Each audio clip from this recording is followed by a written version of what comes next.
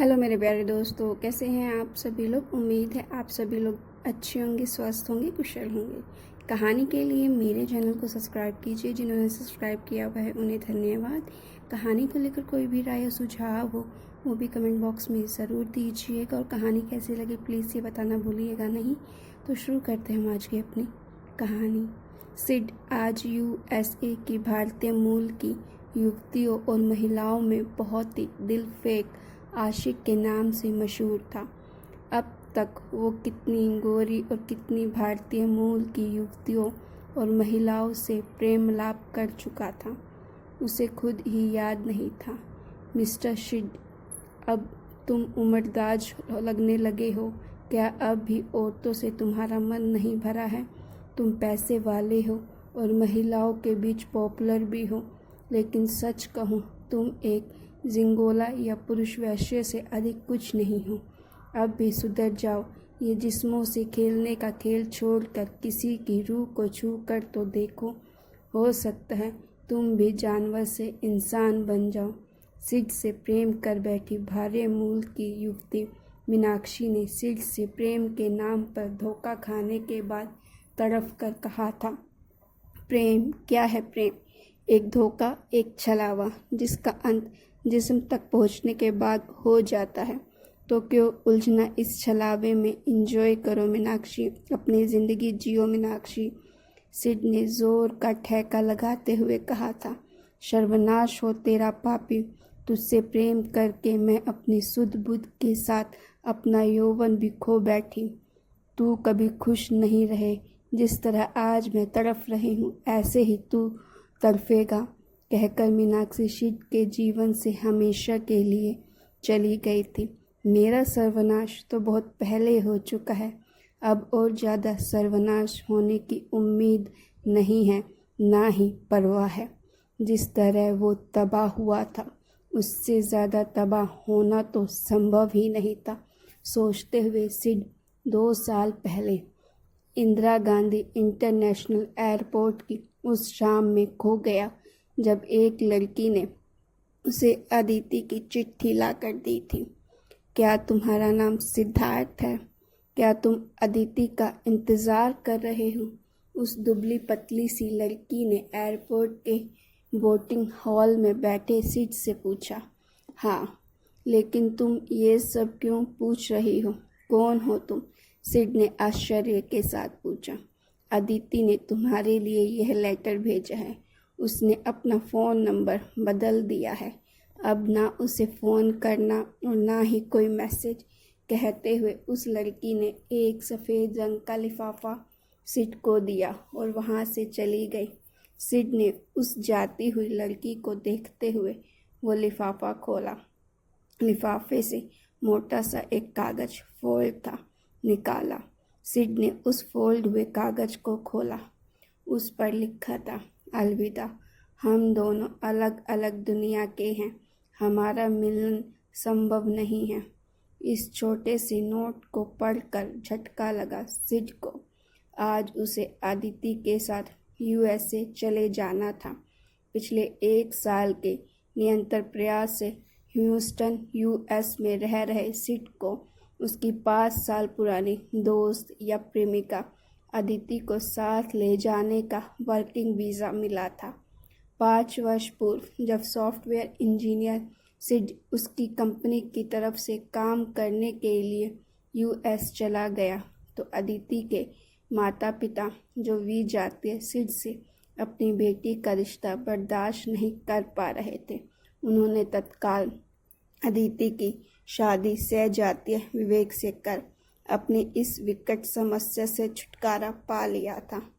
सिड के लिए अदिति की किसी अन्य व्यक्ति से शादी बहुत तकलीफ देने वाली थी, लेकिन जब अदिति ने उसे अपनी विवशता बताई तो सिड ने इसे भाग्य का फैसला मानकर अदिति के जीवन से खुद को अलग कर लिया। यूएसए में अनेक भारतीय मूल की लड़कियों से उसकी पहचान हुई, लेकिन फिर से दिल टूटने के डर से उसने उन लड़कियों से अपना रिश्ता आगे ना बढ़ा सका और खुद को अपने काम में व्यस्त कर लिया। 1 वर्ष पूर्व जब अदिति ने उसे बताया कि उसके पति विवेक का संबंध किसी अन्य महिला था और विवेक ने अदिति से तलाक लेकर उस महिला से विवाह कर लिया है और अब वो दोबारा उस टूटे हुए रिश्ते की डोर को थामना चाहती थी जो उनके हाथ से 5 साल पहले निकल गई थी। सिड को अदिति के लिए दुख तो आवश्यक था, लेकिन अब वो उस दर्द से दोबारा नहीं गुजरना चाहता था जिससे वो 5 साल पहले गुजर चुका था। उसने अदिति को सुझाव दिया जहाँ से उनका साथ छूटा था वहाँ तक वापसी अब संभव नहीं थी, लेकिन वो अगर USA आ जाए तो हो सकता है वो दोनों फिर से उस टूटी डोर के सिरे को थाम कर आगे बढ़ जाएं। अदिति के हाँ कहने पर सिड को अदिति को US में लाने के लिए वर्किंग वीज़ा से सही कोई उपाय नहीं लगा और वो उसी उपाय में 1 साल लगा रहा और सफल भी हुआ। वह 1 सप्ताह पहले वह इंडिया में वापस आया था और पिछले 1 सप्ताह से ही वो इंडिया में रहकर अदिति को अपने साथ ले जाने के इंतज़ाम में लगा हुआ था। उन दोनों का आज US जाने तय था, लेकिन अदिति की इस चिट्ठी ने सब कुछ उलझा कर रख दिया था। आखिर उसने ऐसा क्यों किया? यही सोचते हुए उसने अपनी फ़्लाइट की टिकट कैंसिल करवा कर अगले 1 सप्ताह अदिति को उसके मिलने की हर जगह तलाश किया, लेकिन वो उसे कहीं ना मिल सकी। हार कर सिड वापस USA आ गया था।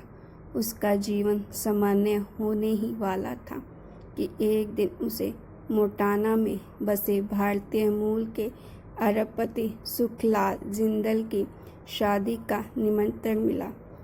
अब यह आवारा बुढ़ा किसका जीवन बर्बाद करेगा? अब तक यह अपने पैसों के दम पर 5 शादियां कर चुका है, ना जाने अब किसे फंसा कर लाया है। सिड के ऑफिस में एक एम्प्लॉय ने मुस्कुराते हुए कहा था, भाई सुना है इस बार इसने किसी को नहीं फंसाया है, बल्कि इस बार तो यह खुद इंडिया की बहुत ही चालू लड़की के चक्कर में फंसा है। उस लड़की को ग्रीन कार्ड दिलवाने के लिए उसने बहुत ही ज़बरदस्त इन्वेस्टमेंट किया है। दूसरी एम्प्लॉय ने ज़ोर से हंसते हुए जवाब दिया था। शादी एक विशाल रेंच पर हो रही थी। वहाँ शराब और शराब का गजब मेल देखने को मिला। जब वर वधू ने अपने विशाल लीमों से रेंच में पैर रखे तो 60 साल के सुखलाल जिंदल के साथ दुल्हन के रूप में चलती अदिति को देखकर सिड को जबरदस्त झटका लगा, लेकिन उसने अदिति के पास जाकर वर और वधू दोनों को ज़बरदस्त मुबारकबाद दी और वापस जाने के लिए मुड़ा ही था कि शराब से लड़खड़ाती एक लगभग 40 साल की औरत उससे आ टकराई और बोली, हाय हैंडसम, लगता है जैसे मेरे पति को एक बच्चलन औरत ले उड़ी है, वैसे ही तुम्हारी बीवी को भी कोई लफंगा ले उड़ा है। हाँ, ऐसा ही कुछ समझिए मिस। सिड ने हंसकर जवाब दिया, मिसेस सरिता डागा है मेरा नाम। सब ऐश ले रहे हैं, अगर तुम चाहो तो तुम मुझे अपने रूम में इनवाइट कर सकते हो। हम दोनों वहाँ अपना अपना अकेलापन दूर कर सकते हैं। वो औरत अपनी शराब से लड़खड़ाती आवाज़ में बोली, मैं सिद्धार्थ हूँ, लोग मुझे सिड भी कहते हैं। सिड ने सरिता को हंसते हुए जवाब दिया और दूर भीड़ में खड़ी लेकिन उसकी तरफ देखती अदिति की तरफ से मुंह मोड़ते हुए बोला, आओ सरिता जी, चलिए मेरे रूम में चलिए, देखते हैं तुम्हारे साथ आज की शाम कैसी बीतती है, बहुत ही रोमांटिक और नशीली होगी। आओ चलो, सरिता ने सिड की बाहों में लगभग झूलते हुए कहा।